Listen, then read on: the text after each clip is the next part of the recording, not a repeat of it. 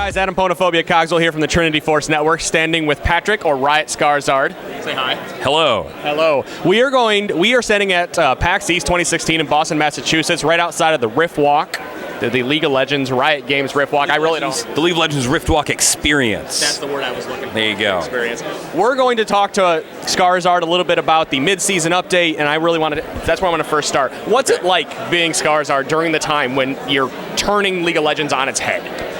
So what it's like to be me at a time when we're turning it on its head is a little different than what it's like to be some other people. Specifically, I work a lot on the communication side of what we're doing, and so there are a lot of guys out there, the feral ponies, the meddlers that are trying to, lead the teams and craft them to understand, here's the high-level vision of where we want to go, and then I need them to tell me what that is, which is like pinning Jell-O to a board. It's just, it's like, oh, what are we going to do? And, it all kind of starts off in this really unformed state. But I think the very beginning of this is definitely, what do we want to accomplish? And then you kind of trickle down from there until you get to the really fine-tuned changes that end up in the notes that you guys end up seeing. Right. Can you tell us a little bit of that process, how that works? Like, you have an idea, I'm going to use on its head again. Go for it. We're going to turn League of Legends on its head. How does that start, and how does it trickle down? Do you have separate teams working on pieces? Like, hey, you're going to work on Athene's on Holy Grail. Hey, you're going to work on Morellonomicon. Can you give me an idea how Riot works through those chunks and changes? Right. So there are kind of two processes here that you're describing. One is, first off, how do we decide to have a mid-season, right? Which is actually, it wasn't a decision that we made. It's something that we had kind of always been doing, and so this was more of a formalization of that. I think we were talking about this a little last night, but for the savvy players out there that follow a lot of the updates and have been playing for a long time, usually a couple months after the new season ships, we will have some patches that are a little larger, and they seek to kind of widespread address some of the fundamental shifts that we made, right? So last year, this was the introduction of Cinderhulk, for instance, right? It was like, hey, this thing isn't serving tank champions, but we had just moved to the multi-spite system, right? Or smite system, rather. So we would kind of fundamentally revisit what were the things we wanted to do in preseason, where do we think we are now, and we'd make a big change. And so this is actually, let's make one patch out of the year that we can forcefully revisit the things that we want to do and set an expectation for you that that's going to happen. Okay. Right? So that's number one in terms of what do we want to do and how do we want to do it, right? And then from there, it's just reevaluating, we think, as people have kind of already heard right now, you have Mage update and some objective changes with Rift Herald and Elemental Dragons, right? That are trying to follow some of the ideas of preseason. On the next part of that, though, we have a couple different teams that work in design. There's live gameplay, which I'm a part of. That's the balance team that's led by Feral Pony. Shout out to Brian Feeney. We have the game systems team, which is more focused on larger structural things, like whenever you see a whole set of item updates, it's usually the systems team. When you see Elemental Dragons, for instance, the systems team, they try to govern the large kind of orbital changes that are happening to League, rather than just the very specific. And then we, of course, have the champion update team and the champion team, right, that are usually working on new features like this. Okay. So when we say, we know we want to do a big thing, right? We've always done the big thing. Let's classify that. Then it comes down to, what do we think the opportunities are? What things do you think we want to put into it? Well, Champion Update says, we've been doing the Juggernaut update, the Marksman update. We're really committed to taking huge chunks of our roster and saying, let's boost all these guys up at the same time. Right. So they take on mages.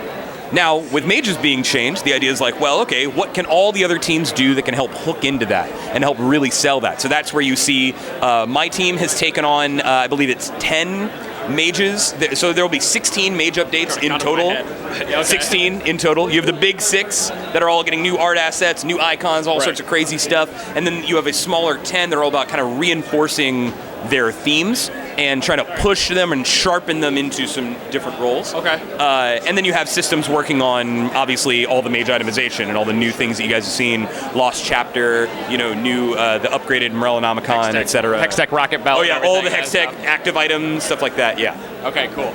I hope an answer is in there somewhere. This is what I signed up for. It's all right. I have one more question for you got? about that, if I can remember it while I'm talking to you. We're talking So a lot of times we'll sit down as friends and be like, how can we make this item different? Well, we have to look at this, right? Like, it always goes bigger picture. Like, okay, well, the turrets are actually the problem. It's not the item that's the problem. Exactly. Right? So how does that kind of design work when we're saying, all right, we're going to take Essence Reaver. Remember how there was tons of stuff in the community? They were like, well, if you put lifesteal on it, you put crit on it, or da-da-da-da-da. How do you go about talking through the changes, and keeping that environment healthy, rather than saying, well, that was a stupid idea? Right. Well, so first off, we have bad, stupid ideas all the time. We all do. It's a big part of iteration. It's a big part of design, right? You know, I have far more emails in my inbox of crazy things that we tried that fell flat on its face than we have things that are going to ship, right? So that's kind of a natural thing. I think the important thing is to zoom out and say, what do we want? What thing doesn't exist that we do want? And so to take your example of Essence Reaver, right? It originally started as this kind of like medium tier item that was going to do some mana regen stuff. Yeah. Right. It also had lifesteal on it, I believe, the old one. It was weird. It was a weird item. And so it's like, okay, well, we have, people weren't buying it because it wasn't very slot efficient, right? It was like, well, 80 carries, marksman players usually are like, well, I want what 6 items are going to multiply the best. So we tried to make it bigger.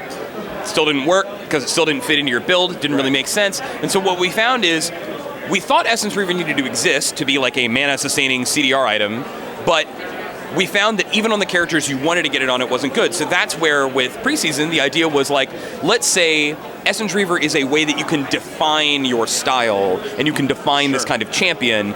And that's how things like you get your crit item, it scales into your build. You don't have to be doing completely different things, but you feel and the way that you impact the game are very different. Right. And it's nice that it opens up. Well, it did for a while at least, until we kind of I'll say we were stale. We are no longer stale. I mean, when it kind of came to the bottom fluctuate, lane, right? It's always going to go back and forth. But like for instance, huge difference between how a Caitlyn that gets like Hurricane Infinity Edge and a Lucian that gets Essence Reaver, Static Shiv, play and power spike and progress and power through the game, right?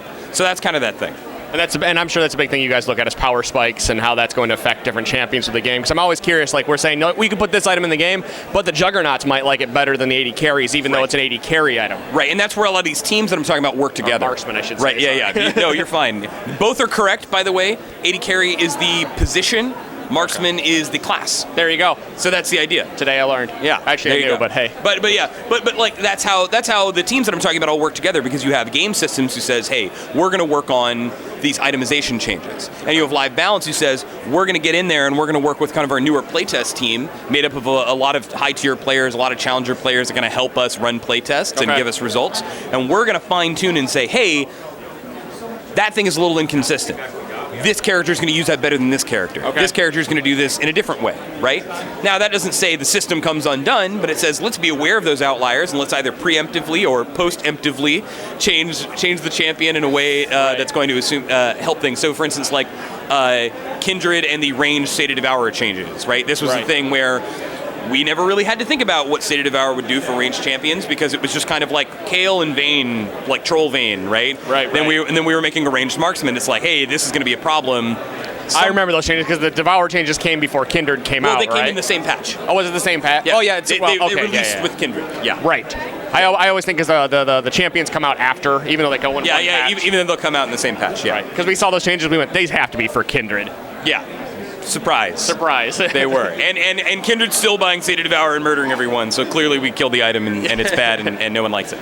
But yeah, I think you kind of have to think of all these teams. Champions sometimes off in their own little world because they're trying to create entirely new fantasies, they're trying to create entirely new things, but Champion Update, game systems, and live gameplay are usually all working together in kind of harmony to say, we're planning this, what can you do to support us? We're planning to do this, how does that affect what decision you want to make down the line? Because it's like, we're saying, hey, you're going to rework Poppy into this type of a champion or rework Scion into this type of a champion or whatever. Right. Systems and maybe live gameplay are saying, this is how we've been balancing this class and this is how we've been doing that. How can you fit with that or how can you help turn that into something new. Okay. Right? We try it to work independent but informed of one another's decisions. Gotcha. I think I could sit here and talk to you for another hour. I know. People have already stopped watching. They've tuned the hell out of this. But we are 50. We're probably 10, 15 minutes in, and even though I'm sure everybody else wants to hear it, I think we need to let you go and go find other interviews. You know what would be better than an interview? I'll shake your hand too. Podcast of some kind. We could do that. Do you want to come on our podcast at some point and just you guys talk do for a an podcast? hour? There's a rumor that we do, and if we don't, we can start one to get you on. Okay. Well, fantastic. I would love to. I know a lot of people that would love to. You know, we're all big fans of the Trinity Force Podcast Network. Thank you. Not just the Trinity Force Podcast, the whole damn network. But so anytime you guys want to talk about anything, I'll send a DM to your open DMs. And let people know. Open DMs at Riot Scarizard if you want to complain about our game balance or talk. You got it. Excellent. Scarizard, I think I'll shake your hand one more time as it ends the interview. Beautiful. Thank you so much for taking the time out here, guys. Please go check out the mid-season update. You can find that out on there's everywhere on Riot Games and all that, guys. This is me. Google it. You'll find it. Guys, see ya.